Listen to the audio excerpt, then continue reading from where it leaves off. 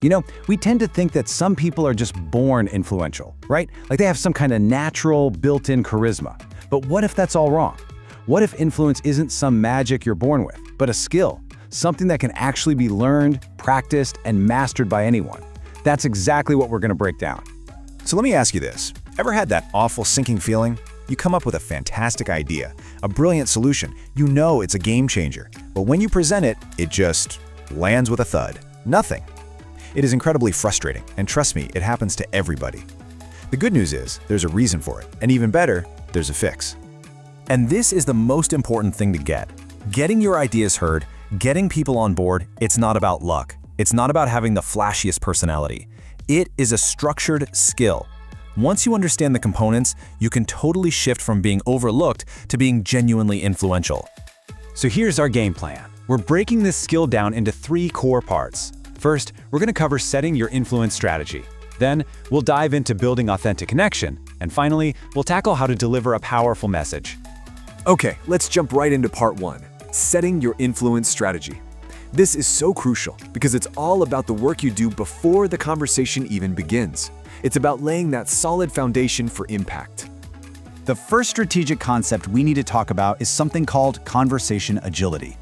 Now, this isn't about being a slick, smooth talker. It's about being intentional, making a conscious choice about the kind of conversation you need to have to actually reach your goal.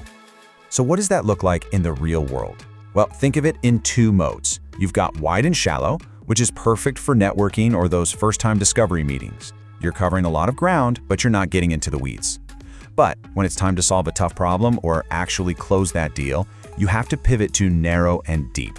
The real skill is spotting the cues. Like when someone keeps bringing up the same topic over and over, that's your signal. It's time to shift gears and go deep.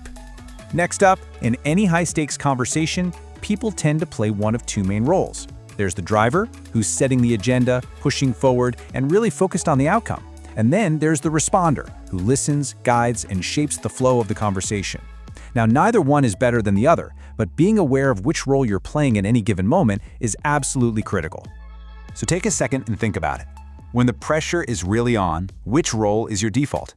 Do you naturally become the driver, pushing your agenda? Or are you the responder, guiding the discussion?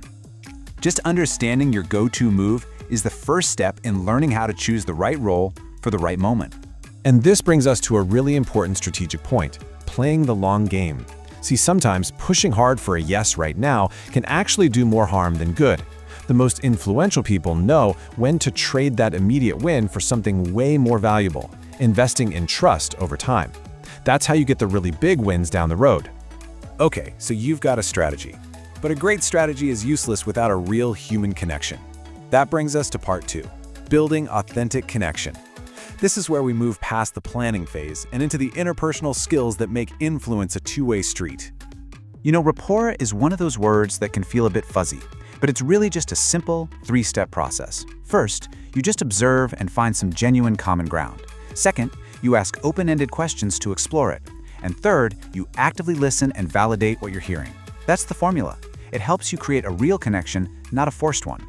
And that last step, listening, is about so much more than just being quiet. It's what we call listening intelligence. And here's the key distinction.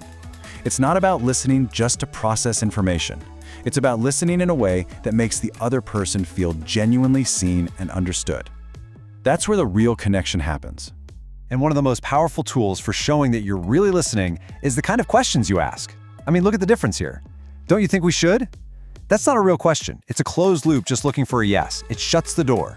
But asking, what's your perspective on, that blows the door wide open for a real conversation. It shows you actually value their input.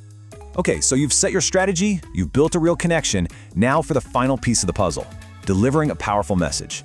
This is all about how you package your ideas to make sure they have the maximum possible impact. This is probably the most critical part of the whole thing. It's all about something called benefit framing. Your idea could be absolutely brilliant, but if you can't explain why it matters to them, it's just not going to land. You have to translate your why into their what's in it for me. But how do you share what you know without sounding like a know-it-all? It's a fine line. Here are a few great tips. Instead of just stating your opinion as fact, try sharing a quick, relevant data point or a brief success story. Or try this one. Acknowledge other people's perspectives before you share your own. This frames your expertise as a tool to help everyone succeed, not as a correction. Oh man, this slide is so powerful because it shows how small tweaks in your language can make a massive difference. I just think that sounds hesitant, but my recommendation is confident. And please, can we all agree to stop saying, this might be a silly idea, but you're undermining yourself. Instead, try, here's a path forward. You instantly sound like a leader. These aren't just words, they are signals of your own conviction. Of course, it's never just about what you say. Your nonverbal cues are often screaming louder than your words. I want you to picture this. If you watched a recording of yourself in a meeting with the sound turned off, what would your posture, your gestures, your eye contact say about your confidence? Getting your words and your body in alignment is absolutely key. So let's tie it all together into a neat package. Mastering influence really comes down to this three-part framework. First, strategy. Consciously choosing your approach before you even open your mouth. Second, connection. Building that human bridge through real rapport and active listening. And third, delivery. Packaging your message for maximum power and impact. Look, all three of these are vital, but you have to start somewhere.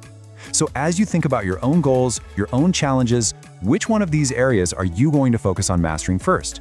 Making that decision? Well, that's your first real step toward becoming truly influential.